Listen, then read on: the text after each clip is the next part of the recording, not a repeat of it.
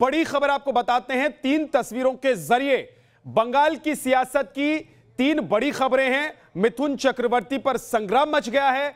ममता अब से कुछ देर के बाद पदयात्रा निकालने वाली हैं। और तीसरी तस्वीर देखिए, बीजेपी में जोश हाई है, क्योंकि बीजेपी पश्चिम बंगाल में सरकार बनाने के लिए न सिर्फ आक्रामक तरीके से, आक्रामक अंदाज में चुनावी प्रचार कर रही है, बल्कि कई बड़े नेता, बड़े चेहरे जो हैं पश्चिम बंगाल में, उनको अपने पाले में करने में बीजेपी कामयाब हो गई है। लेकिन मिथुन चक्रवर्ती, जिन्हें आप देख रहे हैं तस्वीरों में, जो बीजेपी में कल शामिल हुए, उनके बीजेपी में शामिल होने के बाद अब रार मच गई है पश्चिम बंगाल में। बौखलाहट टीएमसी की नजर आ रही है। टीएमसी कैसे भड़की हुई है?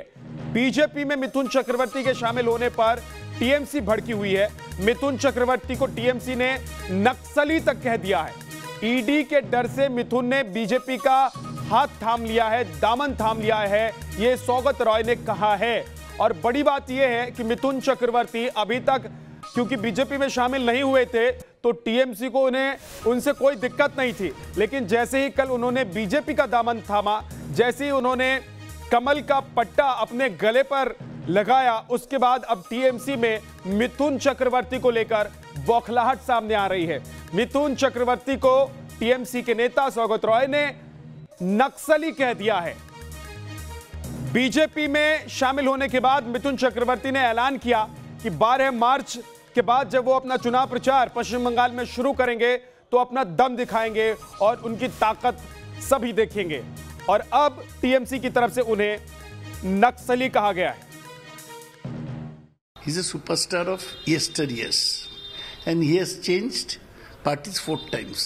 He was originally a Naxalite, then he became CPM, then he joined the Trinamool Congress. He was made a member of the Rajya Sabha. BJP threatened him with ED cases. Then he left the Rajya Sabha, and now he has joined BJP. He has no credibility, no respect, and no influence among the people. लेकिन सवाल यह है कि अगर उनकी credibility नहीं थी, तो टीएमसी ने उन्हें अपनी पार्टी में जगह क्यों दी थी, उन्हें सांसद क्यों बनाया था? इस बीच नवाब मलिक का मिथुन चक्रवर्ती पर पलटवार सामने आया है। कोबरा वाले बयान पर मिथुन पर उन्होंने वार किया है। मिथुन का बयान डराने वाला है। नवाब मलिक जनता के लिए जहर पीने वाला चाहिए, यह नवाब मलिक ने कहा है। नवाब मलिक की तरफ से हमला हुआ है, निशाना नवाब मलिक ने मिथुन चक्रवर्ती को बनाया है। नवाब मलिक ने क्या कहा है मिथुन चक्रवर्ती को लेकर, आपको सुनवाते हैं। जनता के लिए जहर पीने वाला चाहिए, और मिथुन चक्रवर्ती का ये बयान हमें लगता है या तो लोगों को डराने के लिए दिया गया, या जनता के मन में भय पैदा करने के लिए दिया गया है, जो ठीक नहीं है। और आइए अब आपको सुनवाते हैं कल मिथुन चक्रवर्ती ने कहा क्या था। দিকে মঞ্চের ডান দিকে আসুন। আমি জল ঢোড়াও নই, বেলে বোড়াও নই, আমি একটা কোবরা, গোখরো। আমি জল ঢোড়াও নই, বেলে বোড়াও নই, আমি জাত গোখরো, এক ছোবলে ছবি। दरअसल ये सियासी बवाल इसलिए मचा है क्योंकि मिथुन चक्रवर्ती ने कल कोलकाता की रैली में मोदी के मंच पर बीजेपी का दामन थाम लिया था। मिथुन ने मंच पर क्या कहा और मिथुन को लेकर पीएम मोदी ने क्या कहा, आपको एक पूरी रिपोर्ट दिखाते हैं। साक्षी होवार जन्नो सकले मिले हातताली दिए उत्साहित करबेन।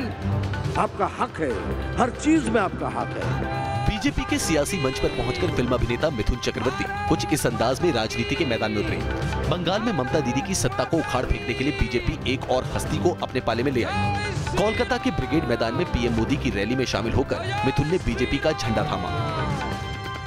और आपको छीनने का हक जो छीनने की कोशिश करेगा, वहां हम जैसे कुछ लोग खड़े हो जाएंगे।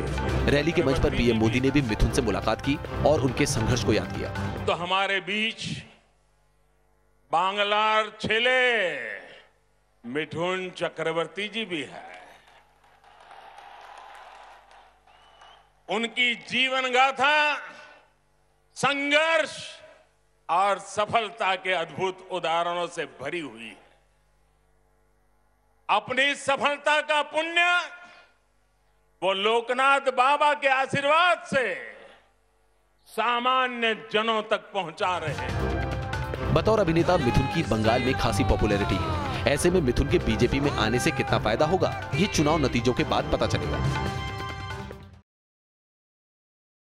और हमारे सहयोगी तापस सेन गुप्ता सीधे हमारे साथ जुड़ गए हैं। उनका रुख करते हैं। तापस, मिथुन चक्रवर्ती के बीजेपी में शामिल होने पर टीएमसी को इतना दर्द क्यों हो रहा है? टीएमसी को क्यों लग रहा है कि वो नक्सली हो गए हैं अचानक एकाएक?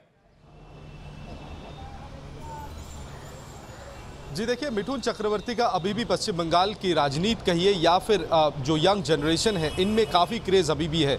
और कहीं ना कहीं ये जो फिल्म इंडस्ट्री के लोगों को राजनीतिक मैदान में उतार के उनकी लोकप्रियता को काम में लगाकर उन्हें बाकायदा सांसद या मंत्री बनाने का जो रिवाज है, ये कहीं ना कहीं सीपीएम की तरफ से शुरू हुआ था, लेकिन उसको काफ़ी आगे लेकर गई थी ममता बनर्जी। अगर आप सांसद की लिस्ट देखें तृणमूल कांग्रेस की, या फिर जो एमएलएज के आने वाले चुनाव की जो उम्मीदवार की लिस्ट है वो भी आप देखें तो उसमें काफ़ी सारे ऐसे लोग हैं जो पश्चिम बंगाल में काफ़ी लोकप्रिय है। खासकर अगर आप देहात की बात करें या फिर गांव की बात करें, वहां ये चेहरे काफ़ी पॉपुलर है। और मिथुन चक्रवर्ती तो अक्रॉस द पार्टी लाइन हर जगह पर, चाहे वो शहर हो गांव हो, काफ़ी पॉपुलर है। और कहीं ना कहीं जब कल मिथुन चक्रवर्ती बीजेपी में शामिल हुए, ये तो कहीं ना कहीं एक डर तृणमूल कांग्रेस के अंदर भी है कि कहीं मिथुन का जो पॉपुलैरिटी है वो कहीं ये वोट बैंक की राजनीति जो लेफ्ट और तृणमूल कांग्रेस इतने साल किया करता था, कहीं वो वोट बैंक शिफ्ट ना हो जाए, ये एक कहीं ना कहीं आशंका उनके मन में ज़रूर है। हालांकि उन्होंने सवाल उठाया कि मिथुन चक्रवर्ती जब तृणमूल कांग्रेस में थे तब दीदी के बारे में वो बात करते थे, उनके बारे में अच्छी बातें करते थे, लेकिन अब जब बीजेपी में वो शामिल हो गए वो कहीं ना कहीं डसने की बात कर रहे हैं। लेकिन जो असली में जो बात मिथुन चक्रवर्ती समझाना उन्होंने चाहा था वो कि अगर कोई किसी का हक छीनने की कोशिश करेंगे तो उन्हें कहीं ना कहीं एक जवाब देना पड़ेगा। और उसी के लिहाज से मिथुन चक्रवर्ती का एक बहुत ही फेमस डायलॉग, बहुत ही लोकप्रिय एक डायलॉग है बंगाली सिनेमा में, जिस डायलॉग को उन्होंने कल सामने रखा था। और इसके पीछे और कोई वजह है नहीं, कम से कम मिथुन चक्रवर्ती ने तो ये साफ कर दिया। ठीक है तापस, आप हमारे साथ बने रहिए। एक और बड़ी खबर बता देते हैं अपने दर्शकों को। ममता का आज कोलकाता मार्च है। अब से थोड़ी देर में ममता की पदयात्रा शुरू होने वाली है। ममता बनर्जी आज पदयात्रा करने वाली है कोलकाता में और अब से कुछ ही देर में उनकी ये पदयात्रा शुरू होगी। कल सिलीगुड़ी में उन्होंने पदयात्रा की थी। उसके बाद जब उन्होंने लोगों को संबोधित किया था तो सीधे निशाने पर केंद्र सरकार और प्रधानमंत्री नरेंद्र मोदी को लिया था, क्योंकि प्रधानमंत्री नरेंद्र मोदी कल पश्चिम बंगाल में कोलकाता में थे। अभी आपको एक रिपोर्ट दिखाते हैं ताकि आप समझ पाएं कि अब तक की राजनीति में कितना उबाल आया है पश्चिम बंगाल में। बहनों और भाइयों, आपके इसी जोश से दीदी और उनके साथियों की नींद उड़ी हुई है। जो हमसे टकराता है वो चूर-चूर हो जाता है। अपने सबसे मुश्किल सियासी संग्राम का सामना कर रही पश्चिम बंगाल की मुख्यमंत्री ममता बनर्जी का ये पीएम मोदी के खिलाफ पलटवार है। बड़ा बड़ा भाषण दें, ऐसे शुद्ध बोलें बांग्लाय परिवर्तन होगा। अरे बांग्लाय परिवर्तन होगा ना, बांग्लाय तृणमूल कांग्रेस থাকবে, परिवर्तन दिल्ली में होगा, आपका जाना पड़ेगा। रविवार को सिलीगुड़ी में पेट्रोल और रसोई गैस की बड़ी कीमतों के खिलाफ आवाज बुलंद करने के बाद ममता बनर्जी आज फिर एक बार मोर्चे पर निकलने वाली। आज अंतर्राष्ट्रीय महिला दिवस के मौके पर ममता बनर्जी कोलकाता में पदयात्रा निकालने वाली है। दरअसल ममता बनर्जी बीजेपी को अपने गढ़ में हमला करने का कोई मौका नहीं देना चाहती हैं। यही वजह है कि बीजेपी के केंद्रीय नेताओं की ताबड़तोड़ रैली का जवाब वो खुद जनता के बीच पहुंचकर देने में लगी हैं। इससे पहले रविवार को पीएम मोदी ने कोलकाता में ममता के खिलाफ दहाड़ लगाई थी, तो सिलीगुड़ी में ममता ने पीएम मोदी के आरोपों का एक जवाब दिया था। अब ये नहीं चलेगा, अब ये खेल नहीं चलेगा। आप मुझे बताइए साथियों, ये खेल बंद होना चाहिए कि नहीं होना चाहिए? ये खेल बंद होना चाहिए कि नहीं होना चाहिए? বাংলা নিয়ে ইলেকশনের আগে নরেন্দ্র মোদী তুমি 1-to-1 মমতা ব্যানার্জির সাথে করো, 1-to-1। बंगाल में चुनाव से पहले बीजेपी ने ममता के कुनबे में ऐसी सेंधमारी की है कि टीएमसी के मजबूत दुर की दीवार दरकती नजर आ रही है। एक के बाद एक टीएमसी के दिग्गज दीदी का साथ छोड़कर बीजेपी का दामन थामने लगे। और मैं बंगाल में रहने वाले सभी को ही बंगाली बोलता हूँ, क्योंकि आप यहाँ बड़े हुए हैं, आपका हक है, हर चीज में आपका हक है, और आपको छीनने का हक जो छीनने की कोशिश करेगा, वहां हम जैसे कुछ लोग खड़े हो जाएंगे। लेकिन अपने सियासी दुर्ग को बचाने के लिए दीदी भी जी जान से जुटी हुई हैं। बंगाल में 8 चरण में इस बार चुनाव होने वाले हैं। पहले चरण का मतदान 27 मार्च को होना है। Team news nation.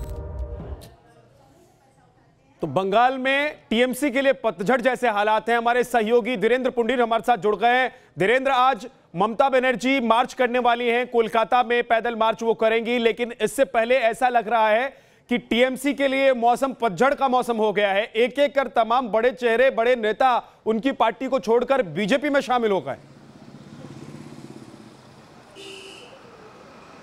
देखिए, लगभग 19 विधायक इससे पहले उनकी पार्टी के जा चुके थे। अब उनकी पार्टी से सांसदों की भी बातचीत शुरू हो गई है, वो भी जाना चाहते हैं। तो एक तरह से अगर हम इसको देखें कि किस तरह से इस पूरे मौसम में एक एक कर साथ छोड़ के जा रहे हैं दीदी का, उनके साथ के पुराने सहयोगी, उनके साथ कंधे से कंधा मिलाकर खड़े होने वाले सहयोगी, और उनके समय में 98 में, जब ये 98 में ये पार्टी बनी थी, 96 से मतलब जब शुरू हुआ था, उनके साथ खड़े होने का सिलसिला, अपनी ही पार्टी से अलग होकर खड़े हुए लोगों का भी अब इस पार्टी से मोह भंग हो रहा है। बहुत लंबे अरसे तक साथ काम करने वाले, चाहे वो दिल्ली में रहकर मतलब उसका चेहरा बने हुए सौम्य राजनीति का दिनेश त्रिवेदी हो, या तमाम लोग जो मिथुन चक्रवर्ती, जो लंबे समय तक ये लगा कि टीएमसी के बहुत ही करीबी रहे और यहाँ उनकी पार्टी में रहे, उन सब का एक एक करके छोड़ के जाना इस तरफ इशारा करता है कि हाँ, ये मौसम यकीनन टीएमसी के लिए पतझड़ जैसा महसूस हो रहा होगा। और दीदी को लग रहा होगा कि आखिर क्या वजह है कि एक एक कर लगातार तमाम उनके सहयोगी जो उनके साथ यहाँ इस वाम मोर्चे के शासन को, 34 साल लंबे शासन को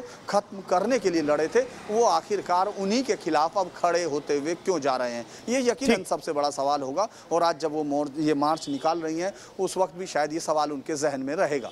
ठीक है, तापस आज मार्च कर रही हैं कोलकाता में दीदी, लेकिन क्या ये मार्च का महीना कहीं पश्चिम बंगाल में ऐसा तो नहीं है कि टीएमसी से बहुत सारे और नेता ऐसे हैं कतार में खड़े हैं जो मार्च कर बीजेपी में जाने वाले हैं?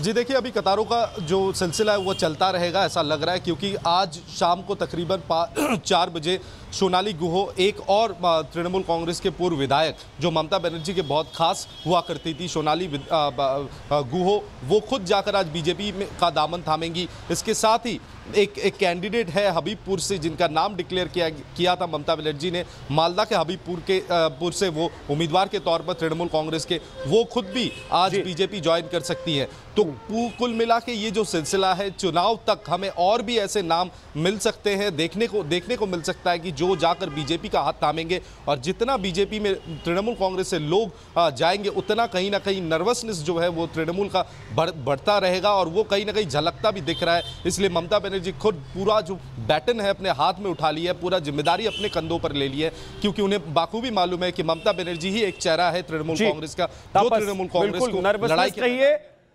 ज्यादा अच्छा तो यह होगा कि बौखलाहट, क्योंकि जिस तरह के शब्दों का इस्तेमाल टीएमसी के नेता के द्वारा किया जा रहा है, वो ऐसा लग रहा है कि टीएमसी में बौखलाहट बढ़ रही है जैसे जैसे उसके अपने नेता छोड़कर जा रहे हैं या बड़े चेहरे बीजेपी में शामिल हो रहे हैं। पीएम मोदी की कल बंगाल में पहली चुनावी रैली थी। यहां प्रधानमंत्री नरेंद्र मोदी ने ममता सरकार पर जमकर हमला किया। मोदी ने साफ कर दिया कि बंगाल में दीदी का खेल अब खत्म होने वाला है। नरेंद्र मोदी स्वागत है। मोदी मोदी मोदी मोदी मोदी मोदी चलेगी या तोलाबाजी? दीदी और उनके साथियों की नींद उड़ी हुई है। जय श्री राम का नारा लेके ही दीदी को मिला। इस बार खेला हो गए। जय Shri Ram. Syndicate, commission cut, आपने इन घोटाले किए हैं, इतने घोटाले किए हैं कि अपने आप में करप्शन ओलंपिक का खेल आयोजित हो जाए। प्रचार युद्ध का आरंभ हुआ, प्रचंड हुआ। 2 मई का ट्रेलर दिख गया। विरोधियों पर पीएम मोदी का एक एक शब्द वज्र की तरह गिरा। कोलकाता का ऐतिहासिक ब्रिगेड मैदान और वहां उमड़ा अपार जनसैलाब। मोदी ने बीजेपी के प्रचार का शंखनाद किया तो बेहद अद्भुत तस्वीरें नजर आई। बंगाल ने आपको दीदी की भूमिका में चुना था, लेकिन आपने खुद को एक ही भतीजे की बुआ तक सीमित क्यों कर दिया? आपने एक ही भतीजे की बुआ होने के मोह को क्यों चुना? भारत माता की। जैसे जैसे मोदी रंग में आते गए, ममता पर उनके तेवर भी सख्त होते गए। मोदी ने साफ कर दिया कि बंगाल में दीदी का खेला अब खत्म होने वाला है। परिवर्तन के लिए ही ममता दीदी पर भरोसा किया था, लेकिन दीदी और उनके काडर ने आपका ये भरोसा तोड़ दिया, आपके सपनों को चूर चूर कर दिया। ये वो लोग हैं जिन्होंने बंगाल का विश्वास तोड़ा। कोलकाता का ब्रिगेड मैदान कई ऐतिहासिक रैलियों का गवाह रहा है, लेकिन जिस तरह का नजारा आज यहाँ नजर आया वो बिल्कुल अलग रहा।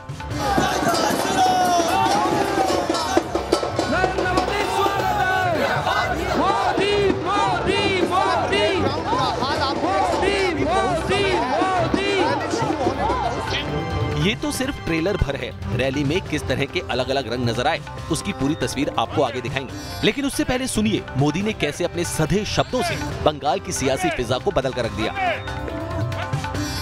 मैं जरा पूछना चाहता हूं, आज उस काले हाथ का क्या हुआ रे?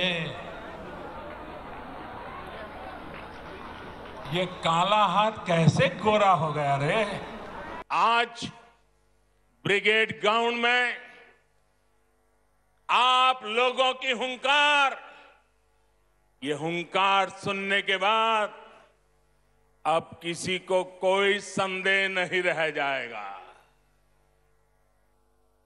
शायद कुछ लोगों को तो लगता होगा आज 2 मई आ गई है, यहां तो अम्फान पीड़ितों के लिए भेजी गई राहत भी लूट ली गई।